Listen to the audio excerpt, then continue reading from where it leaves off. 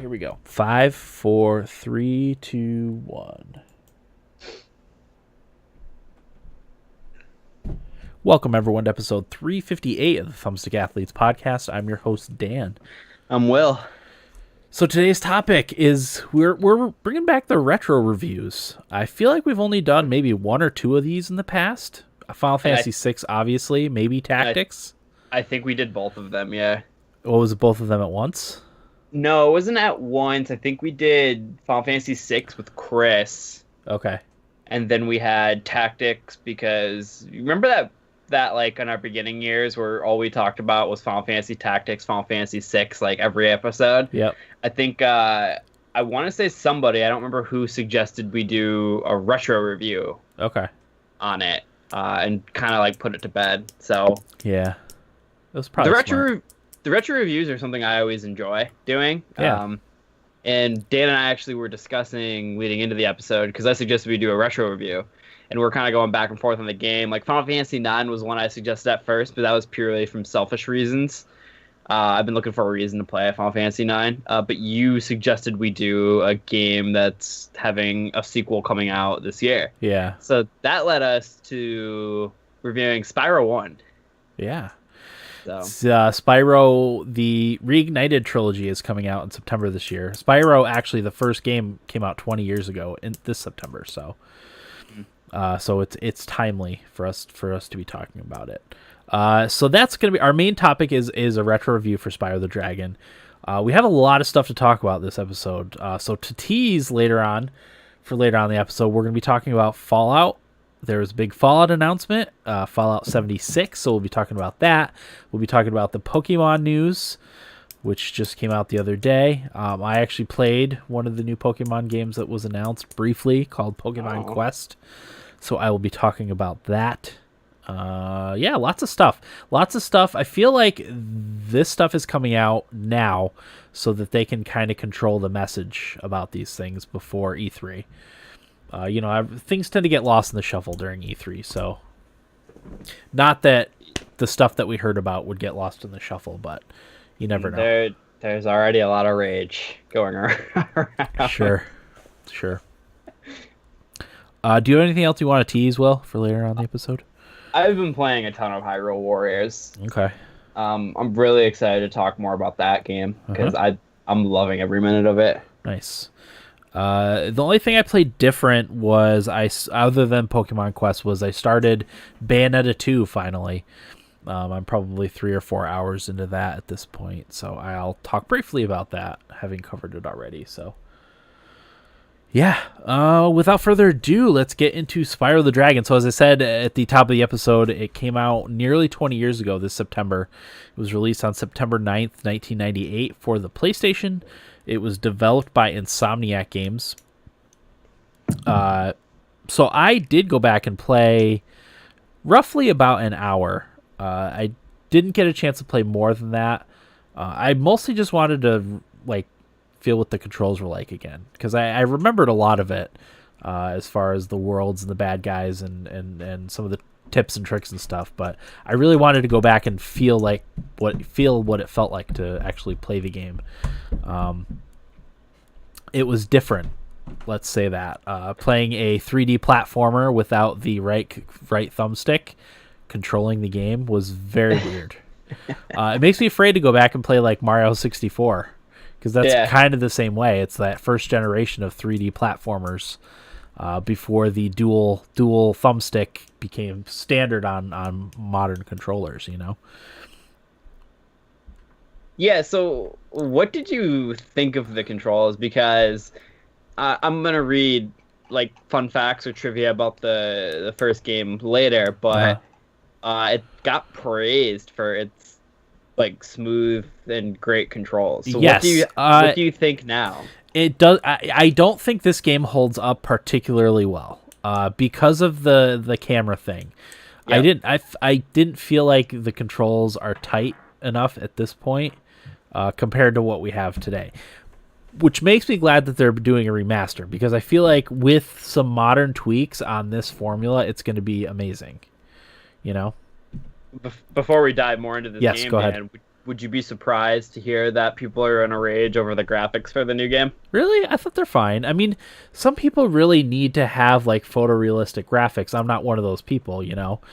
We talked about like Mario Odyssey, and was it Corey that didn't really care much for the Mario Odyssey graphics, or Eric?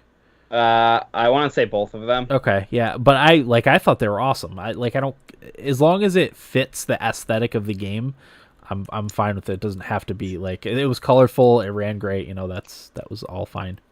PC, the argument that I'm seeing people talk about is that they don't like the lighting because it takes away the original essence of the game.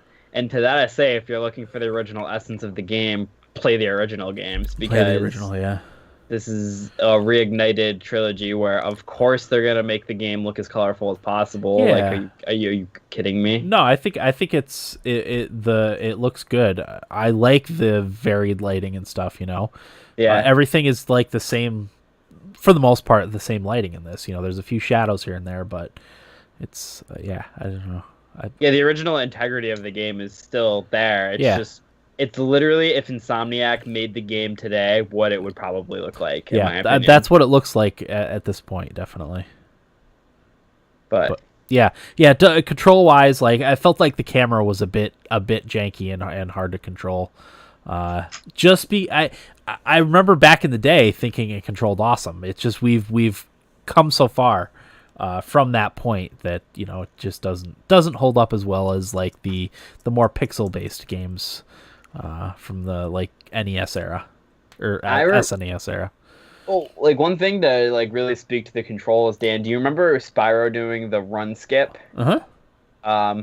So like I remember that, and like I tried to pick it up for the first time, and you know when you take a turn a little too fast on the road, and you get like, oh god, like you're not having a hard time controlling it. It feels weird. Yep. That's sort of exactly how I felt trying to control Spyro Yeah. the first time, and trying to do those moves that I was able to pull off like when I was first played the game. Like it felt just, I wasn't really in control that well. Like I was going way too fast to be able to do anything. I was flying off the edge. But you know, once you kind of settle yourself in, I should say that I played all the way up into the fourth world, which is the Beastmakers. Uh-huh. So I played 2/3 of the game probably. Okay. So, you know, I kind of got, you know, at home with it. You got used to the controls again. Yeah, you do get used to it. And I had played it maybe a year ago and 120% of it. So, like, I was pretty familiar with everything again. So, like, it just took me maybe a world, like the Artisan world, to kind of get back into the swing of how the game is played. Uh-huh. Because yeah, it's a, when you go back to play old games and you realize how the controls and the camera worked before, it's kind of a jarring experience until you can get used to it. Yeah, especially like I said, those first generation 3D games. I bring up Mario 64 only because this is heavily compared to Mario 64. A lot of people said it was like the best PlayStation platformer. Mm-hmm. You know, there was Crash Bandicoot, but a lot of people liked this a lot better than the Crash Bandicoot games. So, so yeah, there was a lot of comparisons drawn between Mario 64 and Spyro the Dragon, the first one. So yeah, just weird. It's weird. It's definitely weird. It's something about these types of games that make it so they don't necessarily hold up as well. Mm-hmm. And it's unfortunate because everything else about this game, because I feel like if a lot of people went back to play this game, like say if say Eric went back to play it, I don't think he'd get very far before he'd be like, screw this, I'm done. Yeah, right. Because the controls are frustrating. Maybe the same thing with Corey.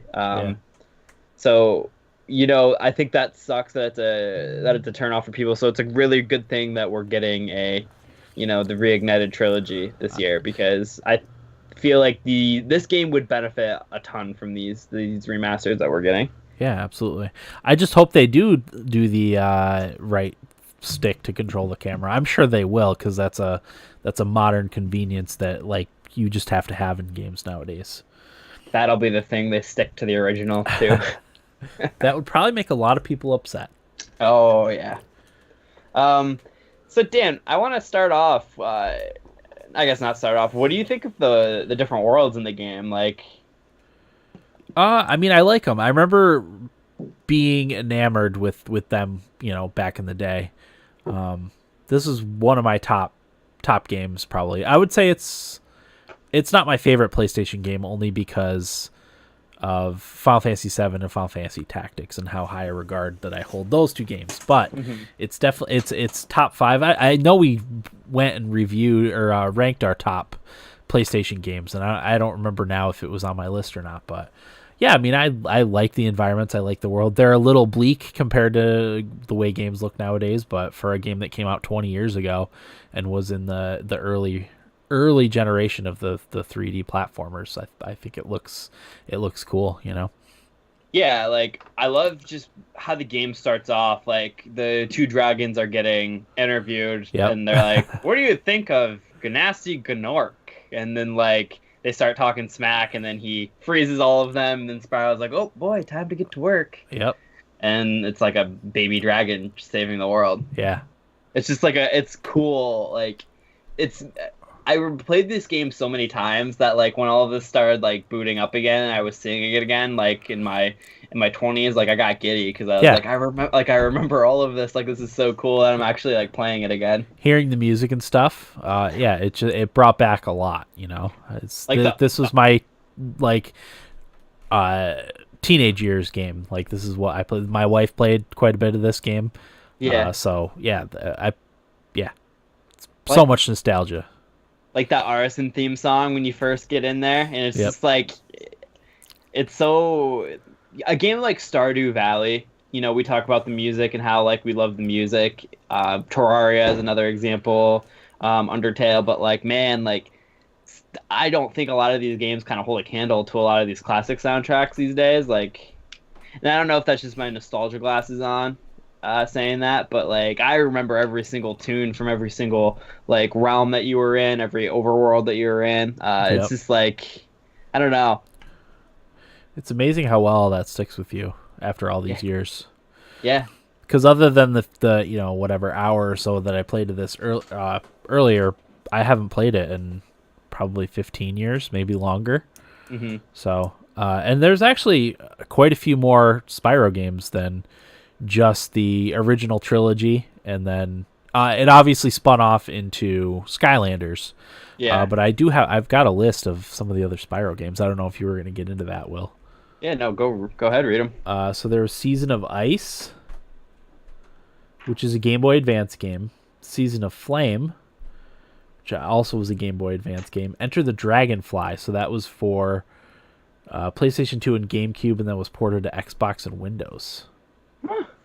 I only vaguely remember these. I remember not being interested in Spyro at that point, and these didn't review as well as the original trilogy. So that could be why. They released one every year for quite a few years.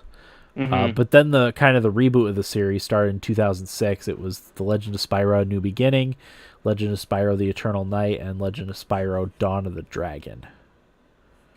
Dawn of the Dragon. That sounds familiar. Yeah, that was on... Where was it? Okay, so 360? A New Beginning was a Game Boy Advance, GameCube, PlayStation 2, and Xbox. Okay. So I don't even think was 2008 one on the 360. Yes. That sounds familiar. DS, PS2, PlayStation 3, Wii, and Xbox 360. Okay. So that was the most recent Spyro game that I remember then, which is the most recent. So yeah. I should call up a video of that one too. Just to see what it's like. Yeah, is that when Spyro was going through his ugly phase? He was kind of a jaded teenager, Spyro. Edgy Spyro. Yes. All right, let's okay, so I'll call up a video of Legend of Spyro: Dawn of the Dragon. Now, but anyway, Dan, go ahead. I'm going to toss a level out to you, see how much you remember of it. Treetops? Oh, yeah. Yeah. I was on the wiki page for it, and I was reading through a lot of stuff, and, like, Treetops was, like, listed on there as being regarded as the hardest level in all of the Spyro games. Oh, really? Yeah. Just because you kind of, like, got to do you run down the ramps to pick up speed, and then you're flying to different sections of the islands that are in the trees, and then you gotta like try to connect a bunch of them to be able to 100% that level. Like okay. I remember dying so many times on it. Yes, it's when I was younger. It's coming back. There was the thief that was not blue but green. too, in that one section. Uh-huh. Yeah, so many memories of the game. Like, the different worlds were all very different. The artisans, the peacekeepers, magic crafters, peacemakers, dreamweavers. I think the dreamweavers was my favorite world. That's the one where all the magic was happening, where like they would change the size of the platforms that you're trying to jump on and stuff like that. I really liked that world the most, I think. Yeah. But I have some trivia, by the way. Let's hear it. So an ex-police drummer made the soundtrack of the game. Yes. Oh, what was his name's on here a bunch. Stuart Copeland. Yes, that's what it is. Which is funny, really funny to me. Let's see. Within the game, there are 6 dragons from the regular homeworlds that get rescued twice. Oh, really? Which is what I never picked up on. There's No. 80 total dragons that you free, but 6 of them are ones you've already saved, and I guess it's because they went to go fight Nasty. And he got froze again. them. There was another one that I was like actually blown away by. The late demo of the game, you could actually beat it. Really? Which kind of was crazy to me. It says, in the late demo, all of the homeworlds are accessible and the game can be completed. However, much of the music is a placeholder in the game, and a lot of the levels have different gem counts. A lot of the sound effects are missing or different from the final game, and most of the dragons are just plain text, while others don't even have text, and some have slowed down dialogue. Huh. All the boss battles are named boss, and the boss level Nasty Nork, named Nasty's Plays, has shortcuts where he drops new enemies along the way. It's crazy to me. Like, could you imagine a demo being out now and you could beat the game? No. Like, that would never happen anymore. No. Maybe that was something they kind of did on purpose, just for fun. But nowadays, like, people would know about it immediately. You would never know that way back then. That was... pre-internet days. Not pre-internet, but the internet wasn't what it is now, Definitely. It kind of makes me wonder how often this happened in the older days with these games. Yeah, I'm sure there's other ones that did that too. Let's see. There was the homeworlds are based off or maybe based off the Hindu caste system. So the early lower levels are based on artisans, while the spiritual people, like the Dreamweavers, are higher up in the ranking, and then like the warriors, which is the Beastmakers, is in the middle.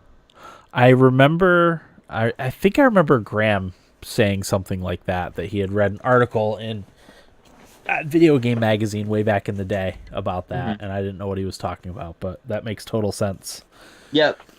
Which I didn't even realize that until I read the trivia for the game. Like that's a possibility of like what they did. Yeah. So, yeah, a lot of stuff.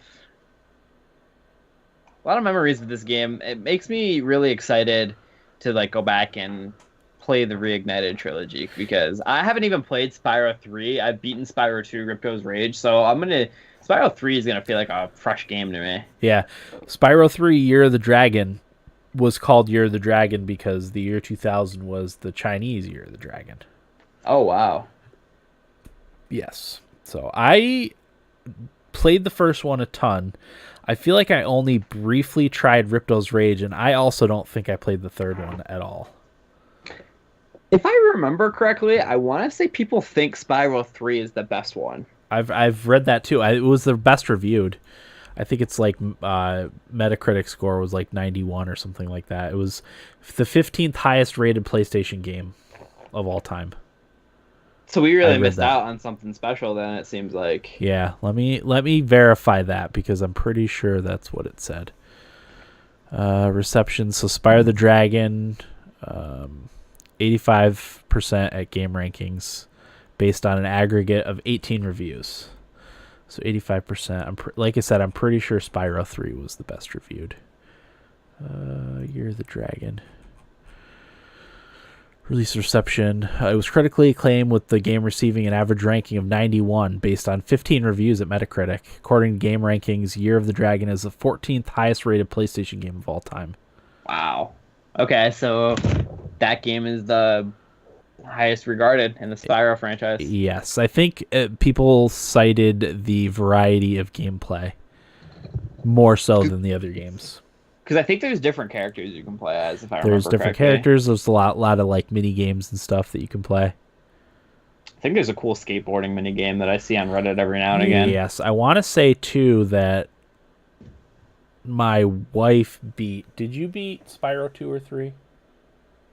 No. Are you sure? I think you beat one of them that I didn't.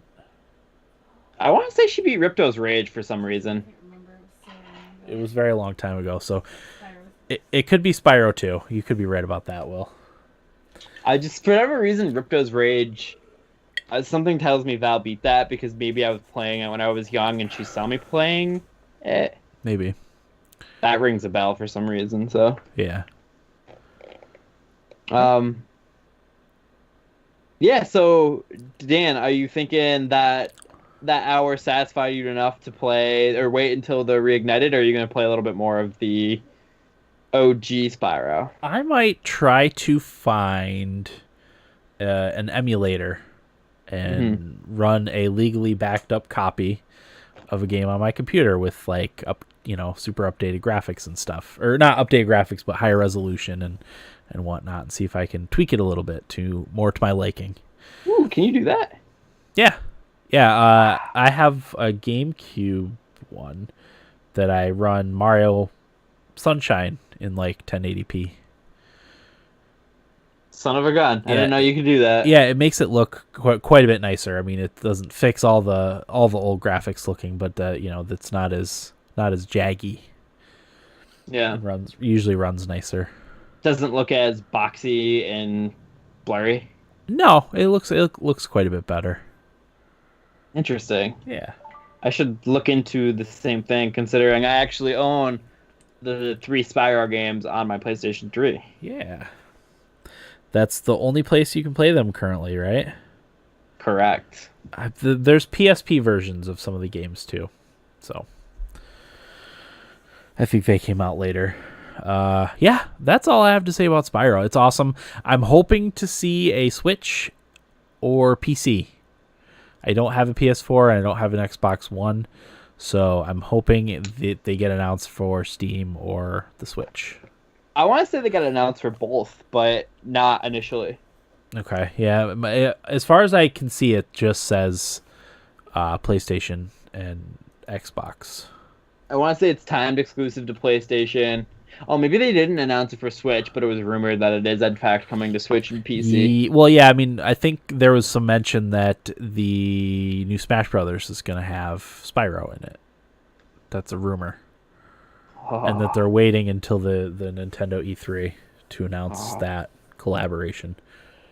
Oh, Yeah, I know. Nintendo can do no wrong.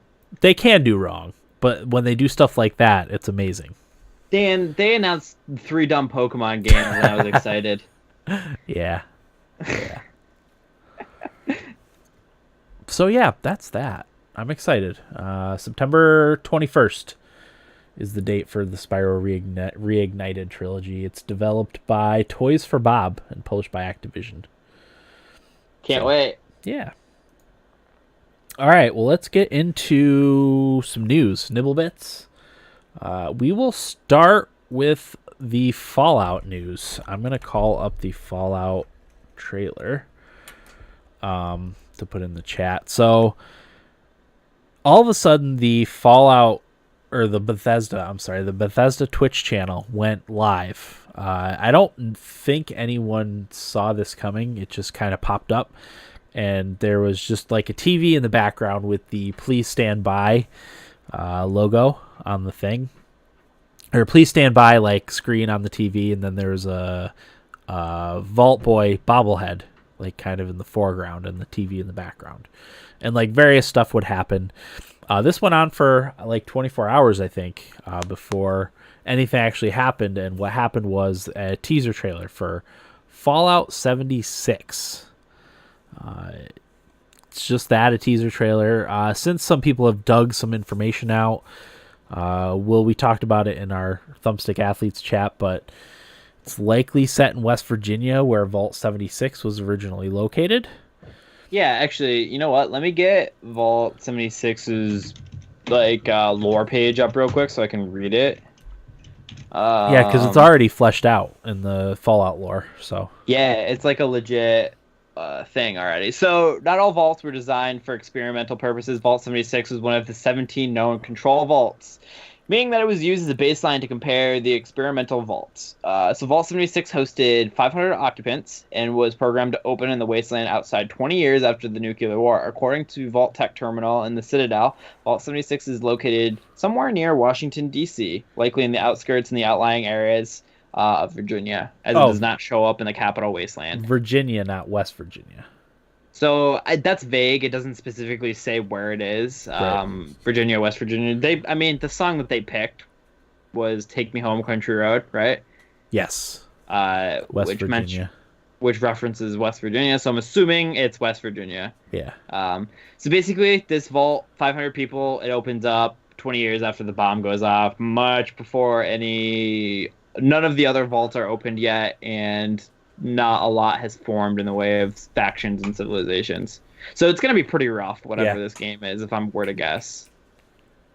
So, I should say, Dan, it was actually funny. I was actually sleeping. I went to bed. I watched a lot of that stream like an idiot, just kind of waiting. Yeah.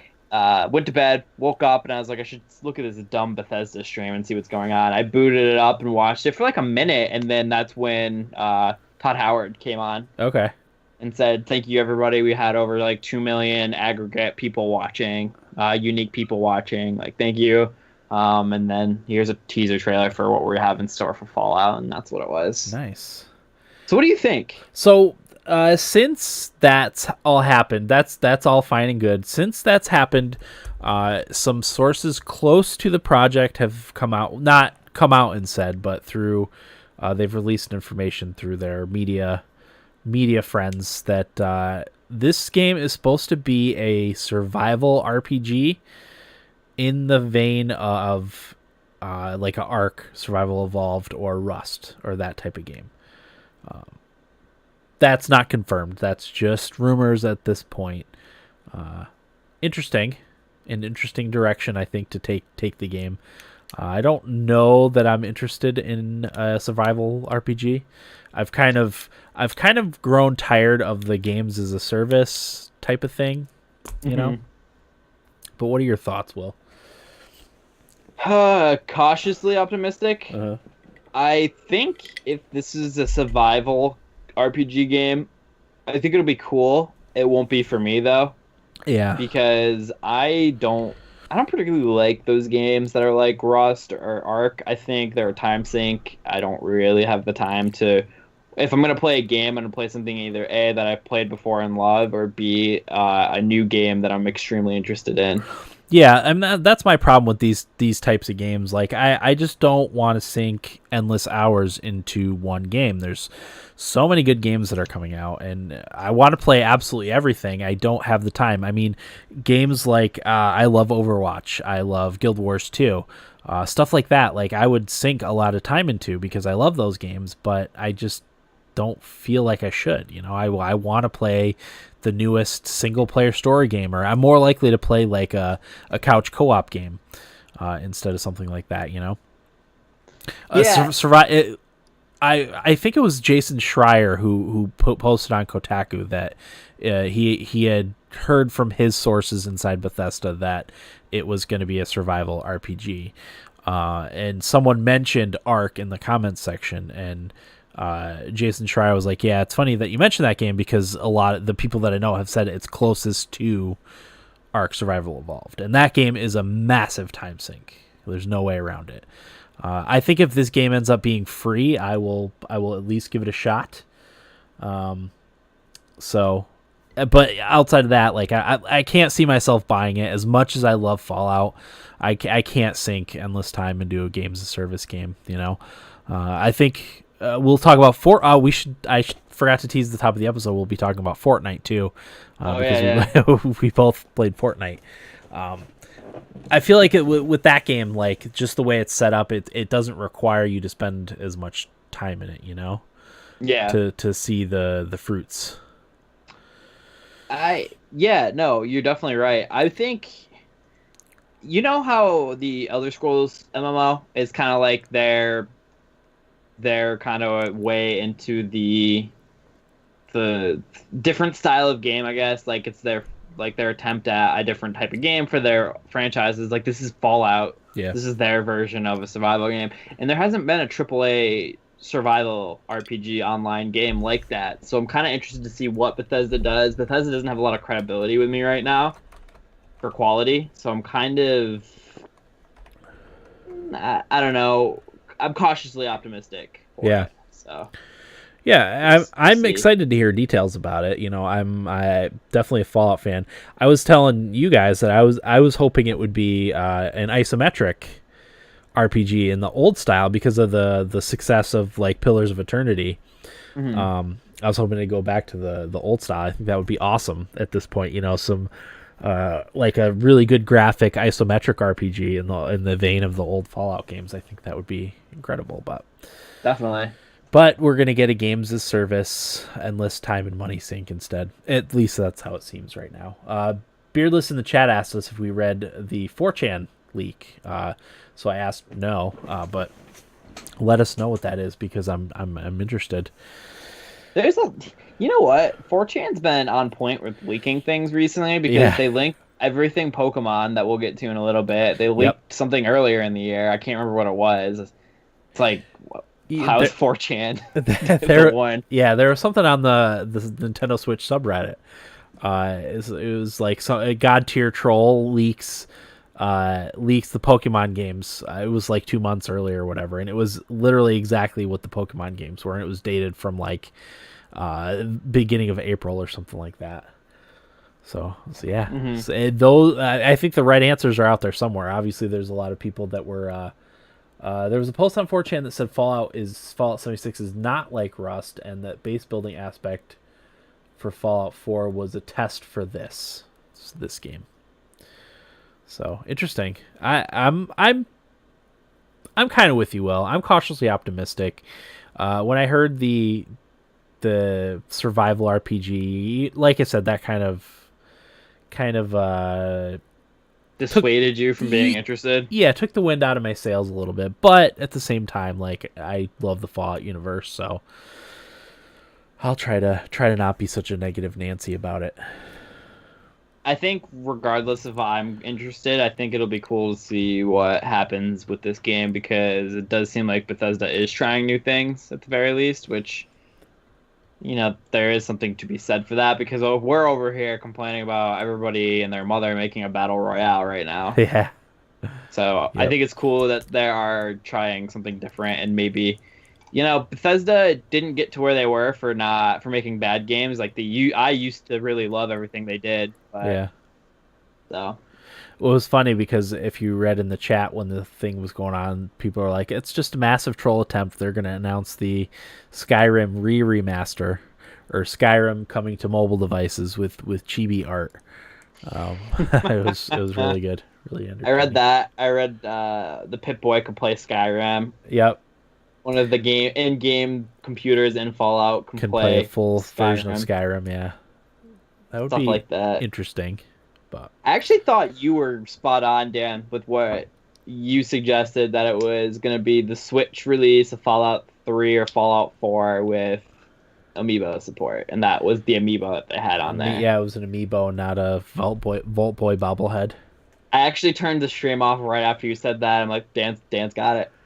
Yeah. There's no point. And I was like, they're going to announce it in a couple more minutes. Like, I don't want to see that. Yeah. But turned out to not be the case. Once they went through the night with it, I was like, must be something big. Yeah, because that's a long time to drag out a massive troll attempt. If it was a couple hours, that'd be one thing. But this was literally all night for roughly 24 hours. And it's funny. Not only was this going on, Nintendo decided to do a surprise Pokemon, whatever it was, I don't know, conference. Yeah.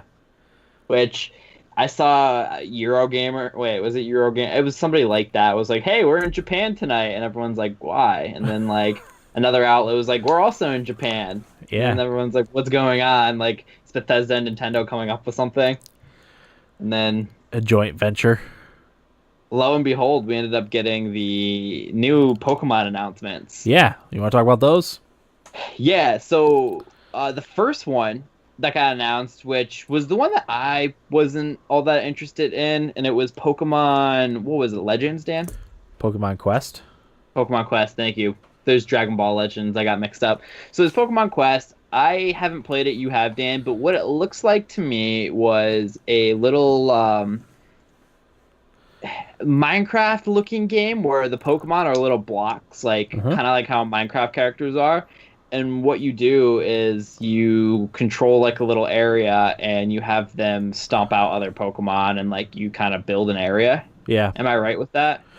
Uh, so well, I mean, I'll talk about it during what I played, but I don't know. It's definitely a mobile game first. I played it Yeah. on the Switch in docked mode because I recorded it for my Rated G Games game channel.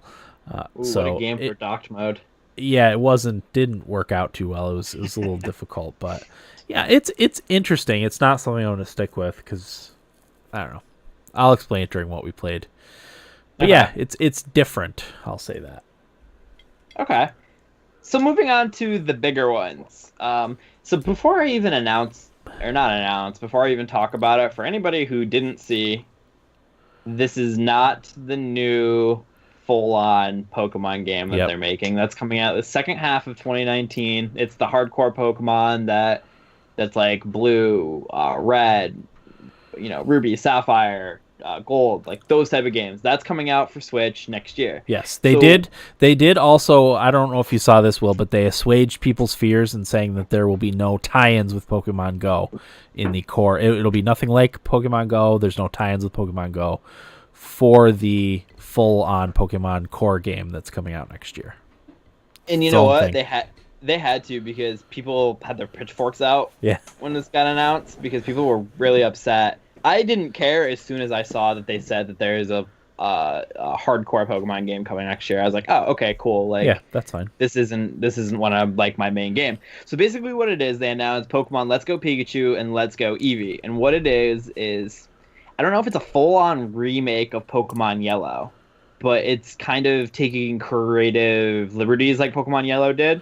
And what it is you're playing in a new Pokemon game in Kanto, which is the original Pokemon region for like red, blue, yellow, with the original 151 Pokemon.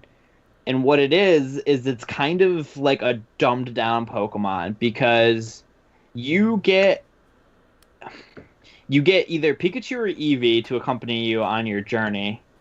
And what you do is you travel the game. This is what I got. I'm not 100% sure because they haven't really given too many details on how the game works, but you're playing through the original games like you normally would. But instead of battling wild Pokemon, they pop up on the map kind of like how they do in Pokemon Go. And what you do is you walk around on the thing with the Switch, and you walk to the Pokemon, and then it queues up like the battle that it would be. But you can't battle wild Pokemon. You can only catch them. So you catch wild Pokemon, but then you battle trainers and go through the story of the original game. So I'm kind of interested because how are you going to level Pokemon up to battle trainers and evolve everything and so on and so forth without being able to grind out levels? I don't know how that's going to work. I'm interested to see. They haven't announced that yet. But there's also Pokemon Go tie-ins. What they do is you can transfer Pokemon to and from Pokemon Go to this game and vice versa.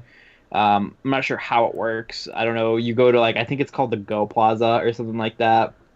You do that. There's co-op, so you and a friend can do these battles with each other. You can catch Pokemon together. You can do all of that.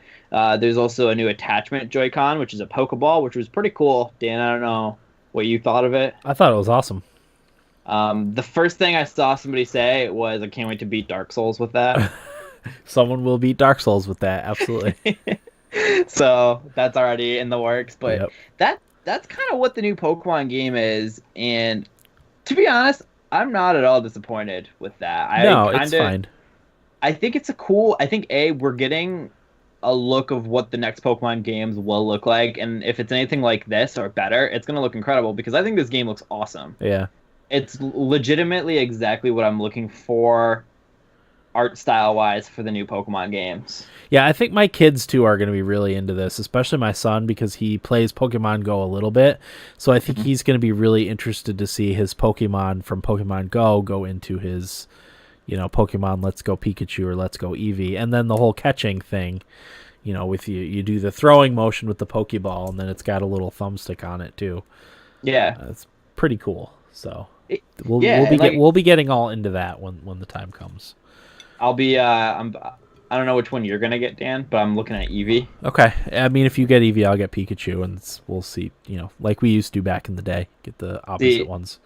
See what differences they have, but Yeah, I'm actually interested because Gary and Ash, which are red and blue, are in this game. Team Rocket is in this game.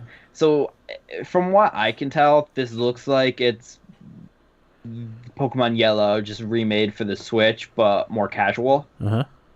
Um, other than that, like they didn't show any gameplay really. So we really don't know what it's gonna be like. Other than the 3-minute trailer that they had, that's kind of all we know about the game. Yeah. I also know that they said that there is a brand new Pokemon to be introduced in this game for people. Oh, cool. I think that might be where the Gorochu rumor came from, which is a evolution from Pikachu to Gorochu to Raichu, or maybe Raichu to Gorochu. I don't know how it works, but that may be where the rumor comes up because there's been a lot of stuff coming out recently about unused Pokemon. It actually happened again today. There was a old Pokemon Gold and Silver demo that featured stuff that never ended up making it to the game, like different fire and water type Pokemon, different Pokemon that they like baby Pokemon and stuff like that. Like this is weird that all of this is happening. So I wonder if they're going to be using some of this stuff for the new games. But yeah, so that's Pokemon Let's Go Eevee, Let's Go Pikachu, and Pokemon Quest, which we'll get more into later. Yeah, I'm definitely interested in this one. I think it looks pretty cool. Yeah, it's $60, which kind of sucks, but I love Pokemon, so whatever. I'm probably gonna get it. Yep. Yeah, I'm watching. It's the catch animation is a little bit like Pokemon Go, but you use your either your Joy-Con or the Pokeball attachment with it, which I think is really cool. People are gonna whip that Pokeball through their TVs. I can't wait. Yep. Like with the Wii, flinging their Wiimotes through the TV.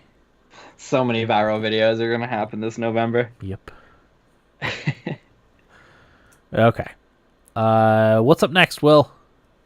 So Pokemon on the brain. Assassin's Creed Odyssey. We're off to ancient Greece. You know what? This is another thing 4chan leaked. Was it them that did the leak? Yeah, it was. They peeled out or rattled off all the details for this game. It takes place in Greece, like all the things that they're improving on in Origins. So that's in the works. It's going to be I think they formally announced it, but we're going to see more of it Monday, June 11th for the Ubisoft conference, 1 p.m. Pacific time, 4 Eastern. So we'll see more of that. I'm interested. I think Greece is a cool time period for them to go to. I would have rather seen ancient Rome. I'm Mostly because I haven't. know more about it, and there's, at least from what we know, more political intrigue. Yeah, I mean, what happened in Greece? It depends on the time period. I couldn't tell you a thing, personally. A lot of ancient philosophy and literature and all that stuff. That's boring, though. I'd rather wars than backstabbing. Well, Rome was perfect at that. That's all they did was backstab and make war on everybody. So you know what? Screw Assassin's Creed Odyssey. This is going to be the game that I hate for no reason at E3 next to Death Stranding. Oh, yeah. Okay. Well, we're coming up here pretty soon. I have to be a little weekend. curmudgeon-y because those other two aren't here to hate. Oh, so you have to make okay, yeah. So I have to pick at least one thing. All right. That's my goal. I haven't decided on it yet. Do you want me to keep just rattling through these? Yep. Yeah, have at it. Latest E3 leak suggests Switch versions for Fortnite and Dragon Ball FighterZ. Yeah, I think this is something we all expected. Yeah, definitely. Which brings me to my next thing. Vegito Blue and Fuse Zamasu are out in Dragon Ball Fighter Z for DLC today. $5 a character, or you can spend I think $30 for the season pass and get every single character that they ever are going to release for the game. There's at least 4 more coming, and after that, who knows what they're going to do. There's apparently going to be a second season of characters, so $30 for potentially 12 new characters is pretty good in my opinion. Next, cool stuff from Frostpunk coming. They announced that they're going to be adding what I think is a new scenario called the Builders, which is an endurance mode, which I think is exactly what I was asking for. Yeah. In this game, where Just to you see how just long kind you of can build. last. Yeah, you just build for the sake of building. You said that this game wasn't really built for that, so I'll be interested to see how they make it work in this game. What they might do is just make it so that the temperature keeps dropping, like just keeps going down, because that's when things get, at least for me, that's when things got difficult. So if they keep dropping the temperature, you keep having to adjust and not overexpand your civilization, because the further your stuff gets out from the core, the harder it is to keep it all warm and keep your resources stockpiled. So that might be their goal, is just to see how long you can do that while the temperature gradually drops and doesn't go back up. Okay. If I had to guess. That's probably a good call on that. That's probably what they'll end up doing. There's stuff like that, new kind of like building stuff too. So yeah, lots of stuff coming for that, and it's all free, which is pretty cool. Mm-hmm. So I might wait for all this stuff to get in before I actually end up playing it. Real quick, Beardless said in the chat that Assassin's Creed Origins got into ancient Rome a little bit, so that's probably why they went a different route.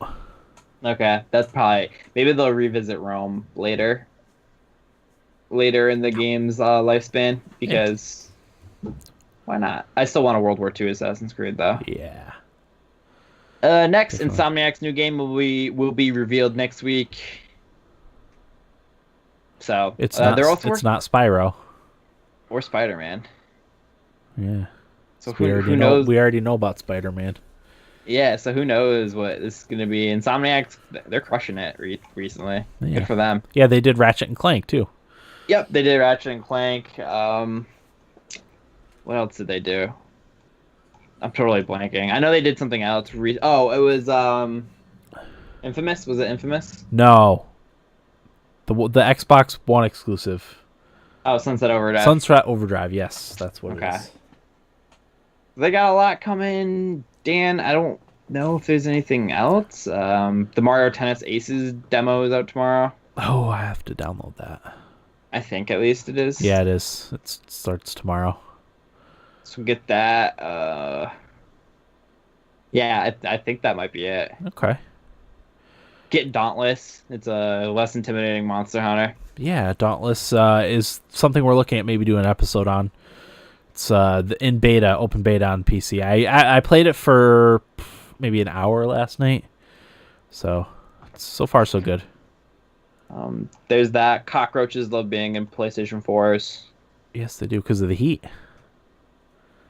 God, I don't even want to look at my PlayStation now. It doesn't get turned on. It's okay. Yeah, it's not going to generate much heat while it's off. Exactly. No, there's horror stories of them like making nests inside of people's computers and stuff. Like you take your broken computer to get it fixed, and they open it up, and it's full of cockroaches. It's disgusting. How do you prevent that? I mean, we don't live in cockroach infested areas, so that's part of the benefit. But yeah, I'm paranoid. I wouldn't worry about it. I haven't seen it in any computers I've fixed, so you would light that computer on fire if you did. Probably. Yeah. I would just give it right back to its owner. Nope. Not doing this. Yeah, that's it for Nibblebits for me. Okay. I don't know if you've got anything. No, I had everything.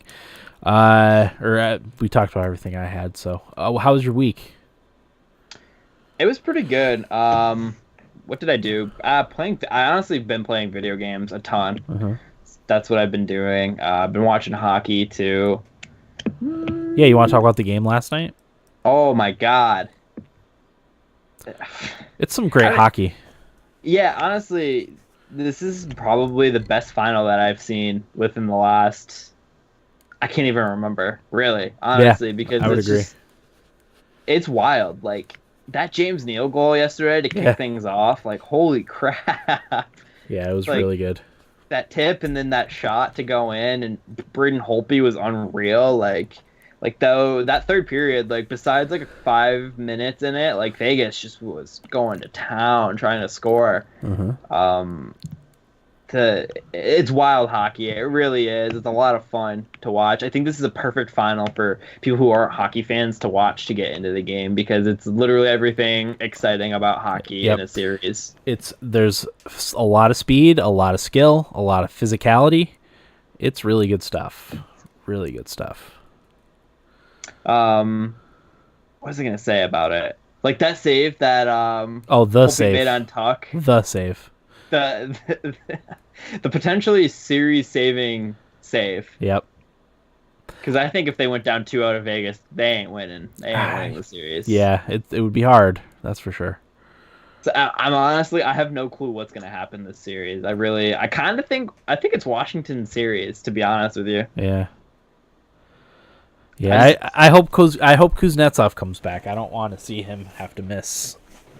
You know. Oh, this reminds me. What'd you think of the Tom Wilson hit Which one? on Marchessault? I don't know. It was interference, but I don't know if it was more than just interference. You know, because he didn't have the puck. Well, I actually found it dirtier than his hit he got suspended for. Really? Yeah, way dirtier. Maybe I'm thinking of the wrong hit then. It was when he hit him when he didn't have the puck, and it was so late that when he hit him, nobody saw it because nobody expected a hit.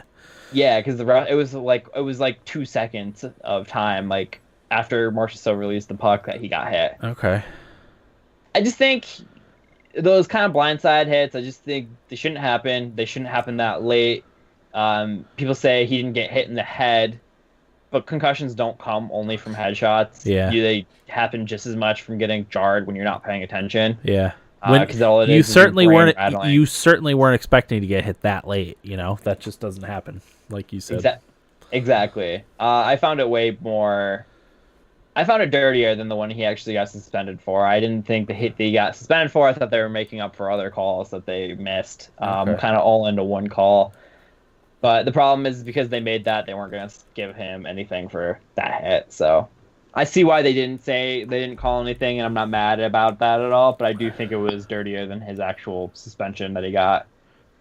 Yeah. In the previous round or the other round, the second round. Uh-huh. But yeah, you have any other thoughts on the game? No, I didn't think I was going to watch it, but I've had it on the TV like when I'm playing games, and I found myself stopping playing video games to watch the hockey because the hockey's so good. That never happens. Like, you know, especially for two, you know, I don't have any skin in the game. You know, my Predators are out. So, but yeah, I've just enjoyed the hockey so much. It's so good to watch. Yeah, it sounds like Doc's having a heart attack the entire game. Yeah. Yeah, what was I saw somewhere that I wish I could get half as excited as Doc Emmerich when someone hits the post. I think I might have saw that on Twitter or something. That's a funny line. It was like half excited about anything in life as Doc Emmerich gets when someone hits the post. Oh, like when Holtby made that save, I thought he was gonna. I thought it was a goal. I think everyone thought it was a goal. I was baffled as to how that did not go in.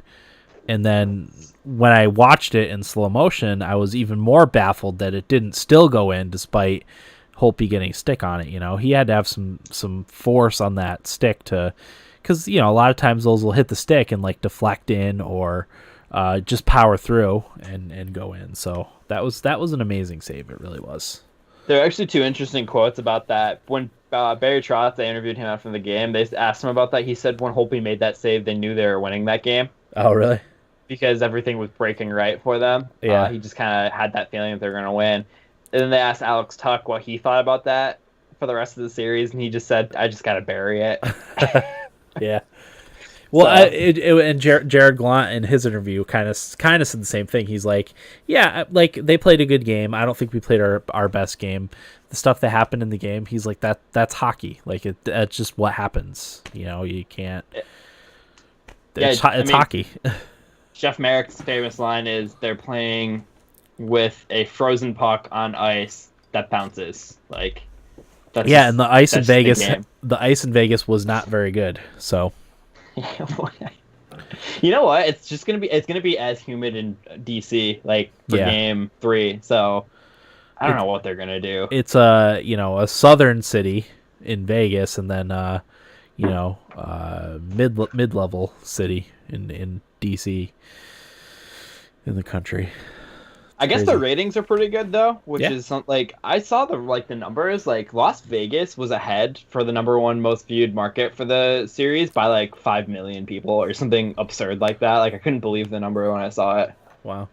So it's doing really well. I think there was only 2 other game ones that were viewed more than this game one that they had just recently, like this season. So Nice. the NHL's doing well. They got to be happy because they almost had Tampa Bay and Winnipeg Yeah. for a Stanley Cup final, which probably wouldn't be viewed as much. Yeah. Okay. Anything else for your week, Will? Not really, just a bunch of work. Yeah, I really don't think I have anything to talk about for my week either. I'm sure I do, but I don't at the same time. If you come up with something, just bring it up live. Yeah, I probably will. Okay. Well, let's get into what we played. So I will talk about Pokemon Quest first. I played roughly an hour of Pokemon Quest. I'll actually bring it back up because that'll help me kind of remember the details about it, because it's basically one of those tapper games that you play on like a phone.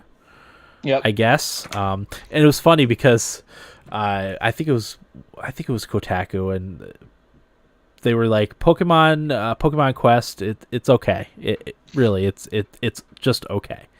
And I kind of agree with that sentiment. It's okay. So what it is you land on this island of Pokemon. So you start off in the first area. You have a Pokemon that you get to pick. I ended up picking the Squirtle. And the Pokemon goes out, walks around randomly, comes across random Pokemon, and you attack them. You have 2 attacks, and then 2 attacks that you pick, and then the Pokemon will do like an auto attack. So eventually you set up your base camp. You cook food at the base camp to attract new Pokemon, and based on the stuff that you gather on your expeditions, you put it in the pot and cook it, and that's what attracts. Based on what's in there, it attracts different types of Pokemon. So they'll come in and you add them to your party. They have levels, they have abilities that you can power up. They have attack and hit points that you can power up based on the stuff that you find when you're on your expedition. But the soul of the gameplay is the expedition. You eventually get a party of 3 Pokemon that you can take out. You can mix and match however you want. And they'll go out. And like I said, they randomly move around. They randomly attack other than your abilities that you pick. Let me fast forward a little bit here in the video so you can kind of see what the expedition is like. The expeditions all have levels. Each world, like I guess there's like 7 or 8 different worlds.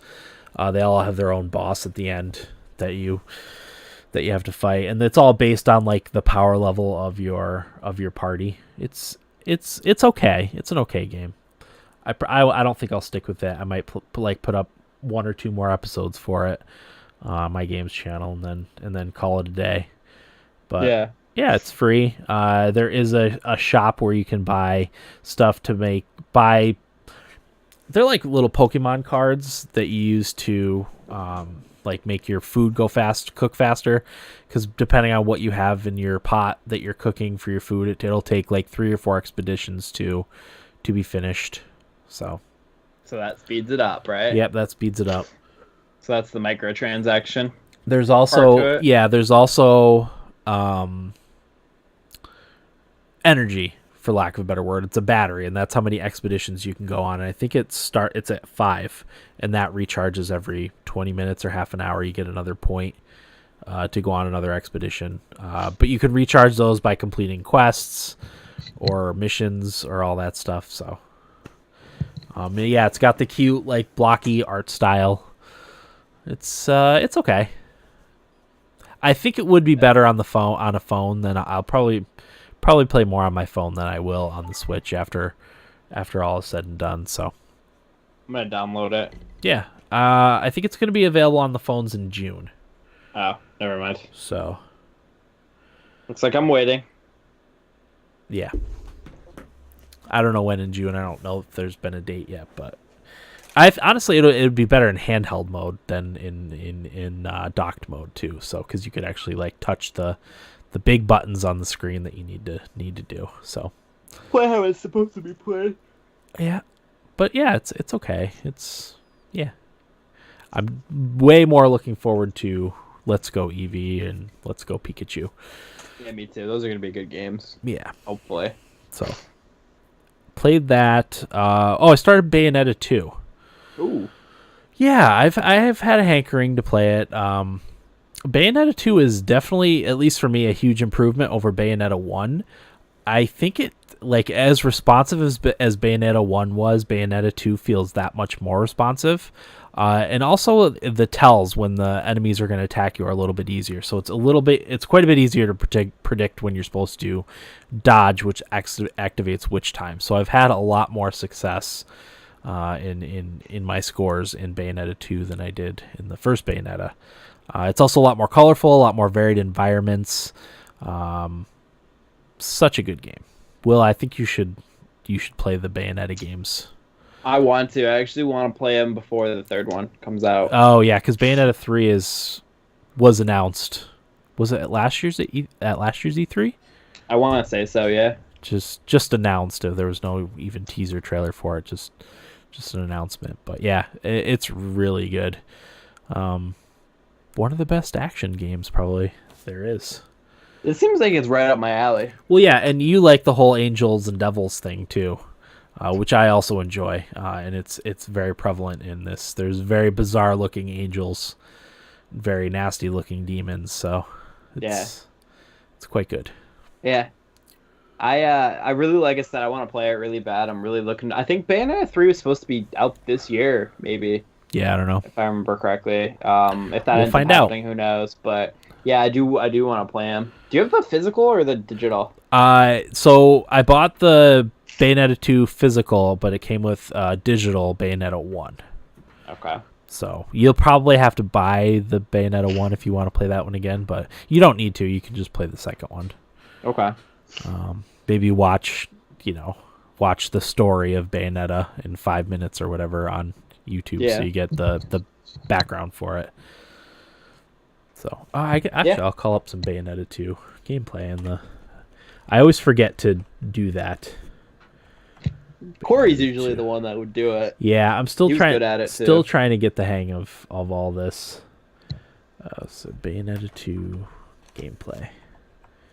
Switch. Okay, add. But yeah, it's really good. So I've been slowly playing through that. I don't think I played any more Mario Kart. We briefly played Donkey Kong Country Tropical Freeze. We're in the last world. Hey. So that's going to be done here pretty soon. Beaten game next week. Hopefully. I would think we'll have it beaten by next week. I believe in you. Yeah, because we only have a couple more levels and then the boss to do. It is getting quite a bit more difficult, but still, good stuff. So what'd you play, Will? Oh man, dude, I played some Hyrule Warriors. Nice. I can't even begin to say how much better Hyrule Warriors is than Fire Emblem Warriors. Yeah. Like, I was playing some different characters today. Like, I played the Zora. I can't remember her name. Fi, who is from Skyward Sword. Jurunia, who's the Goron. Yep. They all play so differently. Like, it's crazy. Like, when I was playing the Zora, I think Rudo. Yep. Yeah, like, when I was playing Rudo, like, the special attack, like the Y one, which is usually like your power attack, like she becomes like a turret and you throw waves at like enemies, just like legitimately like legit water waves, Yeah. like and crash into people, and then you do a big one and it takes out like a whole like the AoE damage she was doing was crazy, and like I was like crushing things with Fi, and I was like every character is played so different in this game, like it's amazing. Yeah. I even like the story, which is something to say. Like Right. most of those Warriors game stories are terrible. Yeah. Like I'm enjoying the story. I should say Lana is my favorite character. I think she's the most fun to play. She's the female wizard with the blue hair. Okay. Yeah. I'm trying to Here's the remember. book. I had a favorite character, and I don't remember who it was. It was one of the female ones. It wasn't Sheik, I don't think. Who's the all blue character? Impa, wait, Maybe it was Impa. with the big sword. Yeah. I don't think know. it might have been Impa. I'll have to look and see which character it is. Yeah, let me But yeah. see. Yeah, no, that you're right. That game's fabulous, and it runs a lot better on the Switch than it did on the Wii U, or than it does on the Wii U. I'm trying to see if I can. Oh wait, I should bring it up on my phone. Hold on, Dan. I'll bring up Impa. Okay. Yeah, it's just like I don't know how much you remember of the game, Dan, but I just got the Master Sword, and you're Yeah. fighting the ghost soldiers in that Uh-huh. one thing. Yep. That one mission. Yeah. Well, I remember I played about 70 hours of Hyrule Warriors. Yeah, that's not it. She was all blue, I think. Like, all blue. Literally all blue. I played as that one, Impa, quite a bit too, but I feel like she like floated and danced around in circles.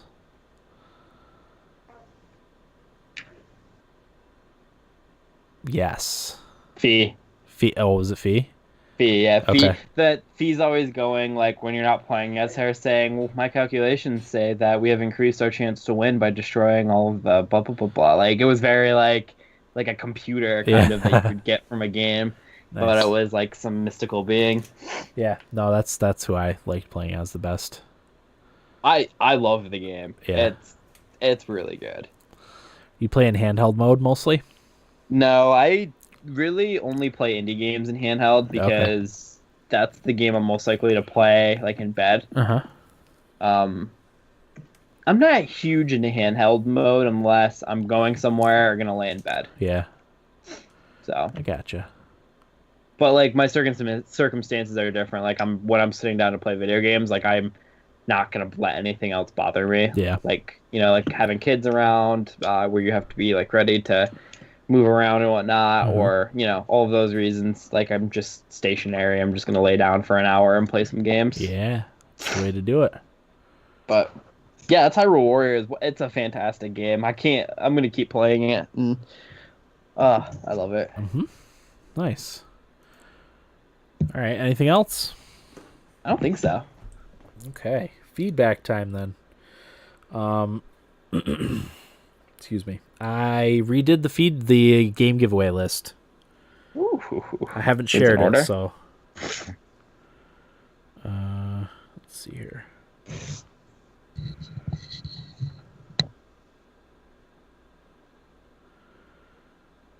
Okay, it looks like we got 3 pieces of feedback. Boy.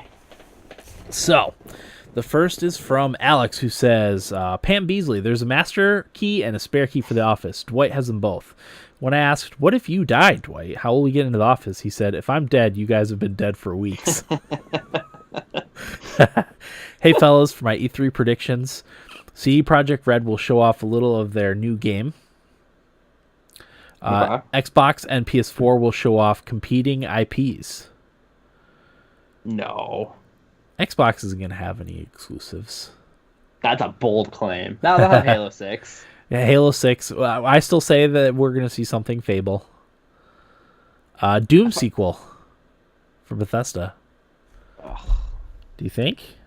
Already? Was Doom come out in 2016? I want to say so, but I also think I heard that there's going to be a Doom sequel, so I wouldn't be surprised. Yeah. I don't know what it is about Doom, but I just have no interest in playing it, and I can't put my finger on it. I could see it not being a game you'd be interested in. It's weird because I like shooters a lot, but It's a like really super fast paced action shooter. We tend to like the story based shooters more.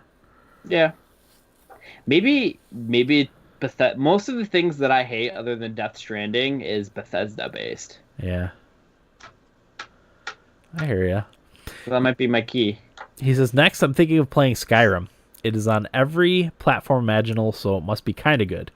Did you have a favorite mod for Skyrim? Then he said, finally, the office quote I shared is one of my favorites because I truly believe that if a zombie apocalypse happened, or drought, or nuclear war, then out of everyone in the office, Dwight definitely would have the greatest chance of survival. Do you guys agree? Have a great one, Alex.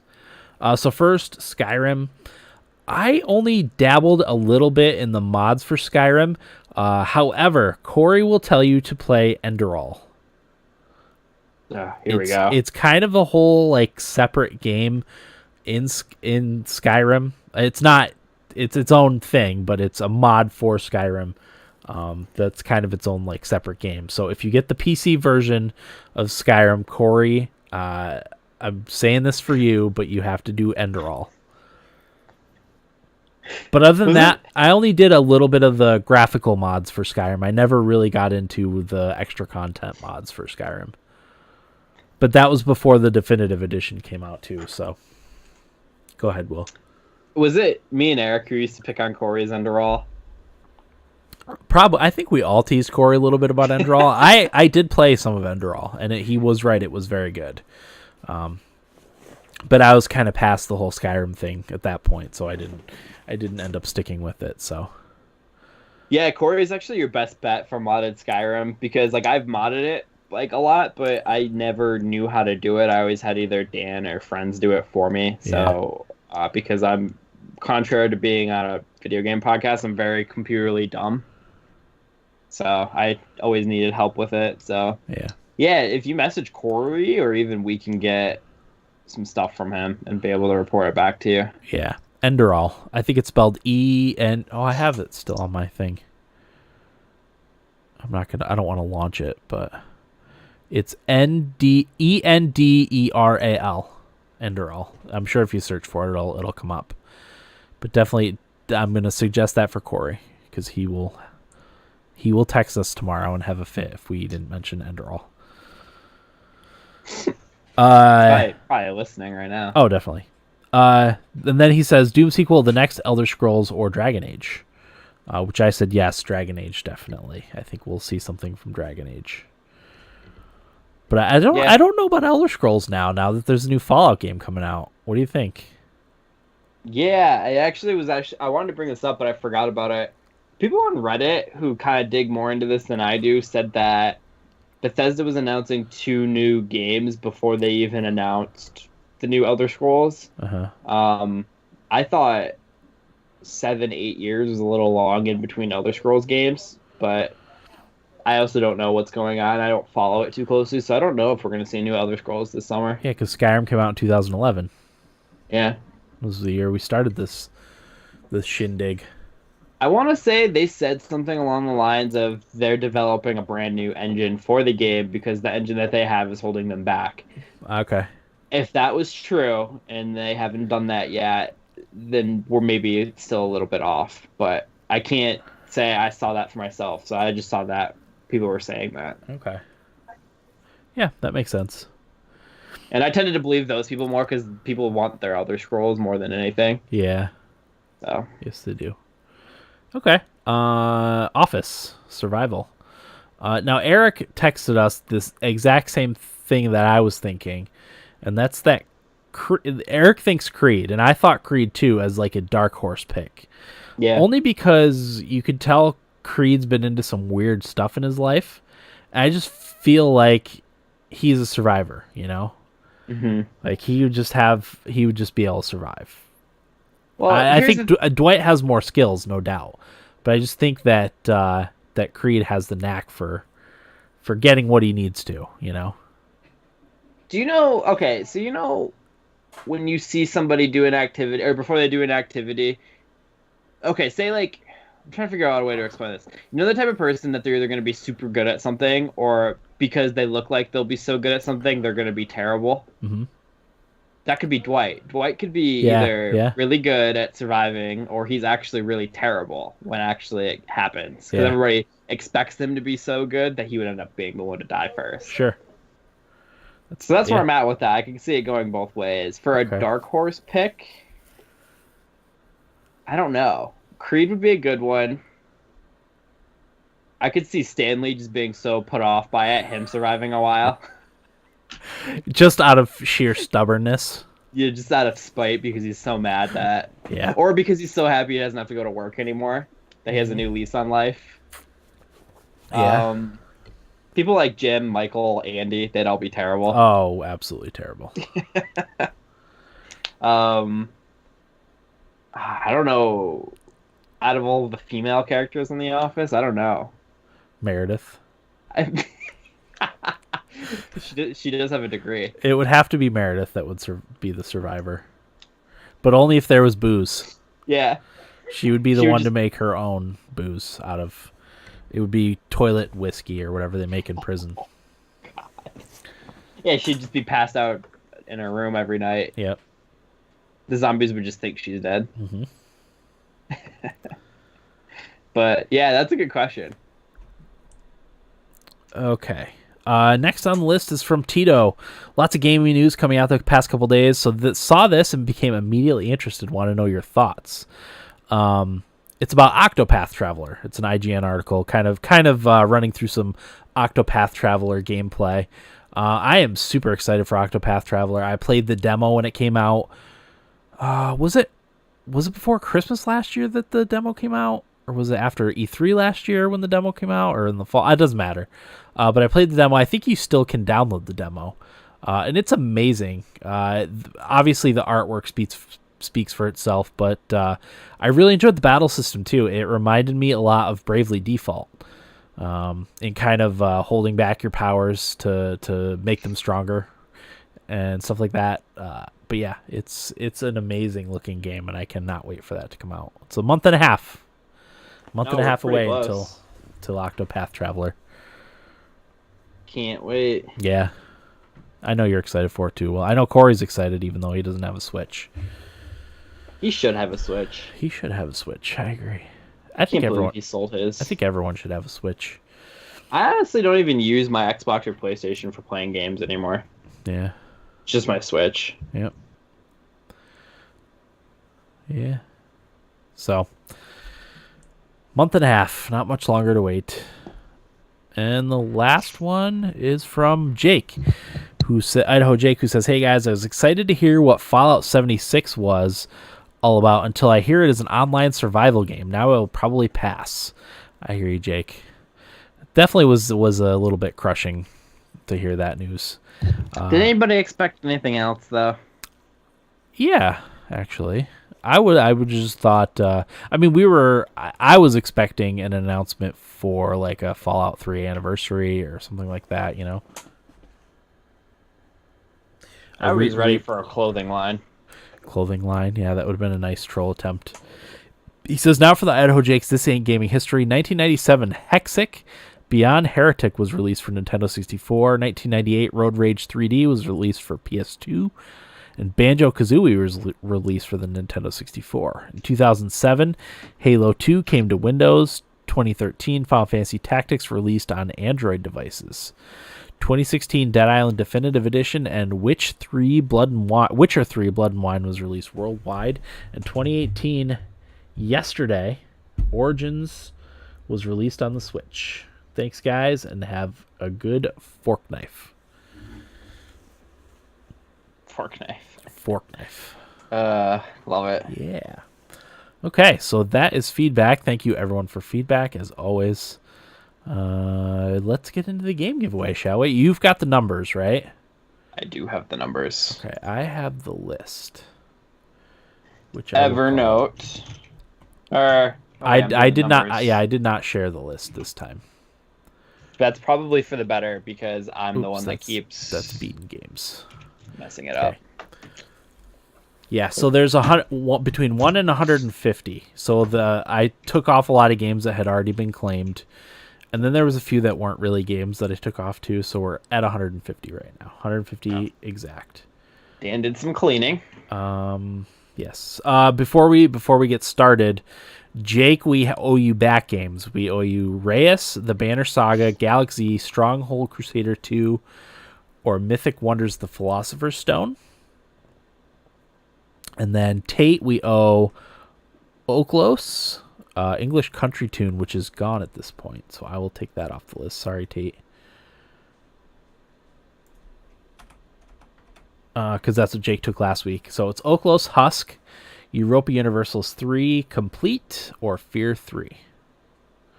So, between 1 and 3 for feedback. Okay. So 1 and 3, we've got 3.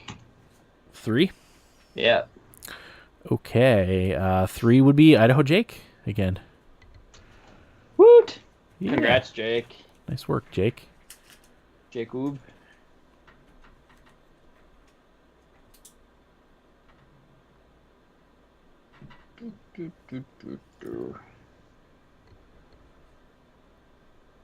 Now it's 1 through 150? 1 through 150. 120. 120. Let me just... Okay. 120 is Symphony.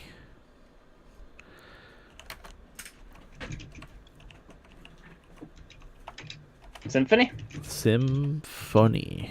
All right, that's number 1. Next, I'm 147. Just put the numbers on here.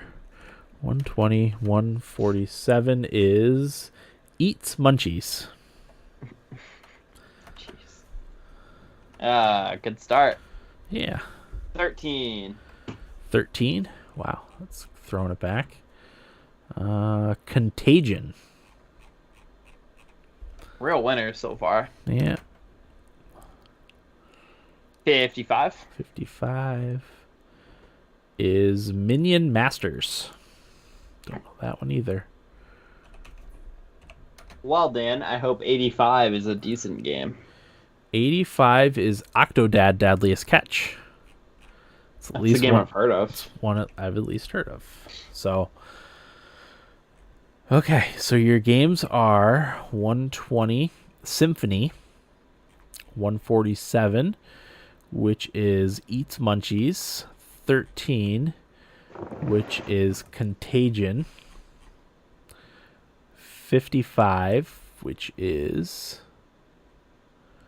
Minion Masters, and 85, which is Octodad Deadliest Catch. Boom. Boom. So that's that. Next week, not sure what we're going to do yet. We're knocking around a few ideas. We're thinking about maybe doing Dauntless, which is the Monster Hunter, I don't want to say clone, but it's a similar game to Monster Hunter for PC. It's an open beta, so we may do that. We still have to do Battletech. So those are some options for next week's episode. But we're not sure yet, as usual, what we're going to do. So we'll decide on Wednesday. Probably. I would like to decide before that, but who knows if we're actually going to do that. We'll try. We'll try. So yeah, if you want to help our podcast, I know I've said this for the past couple weeks. I won't say it every week, I promise. But if you're an Amazon Prime member, you get a free once a month Twitch Prime sub, I guess. It's the best way to say it. You can subscribe to our channel through Twitch Prime and not have to pay anything. So that's a good way to support our channel without spending a dime, which is the way to do it, right? Definitely. For free. Yeah. Anything else, Will? No, that's it. Okay. That'll do it for episode 358 of the Thumbstick Athletes podcast. I'm your host, Dan. And I am Will. Thanks for listening, and get out of my basement. Fork knife. Fork knife.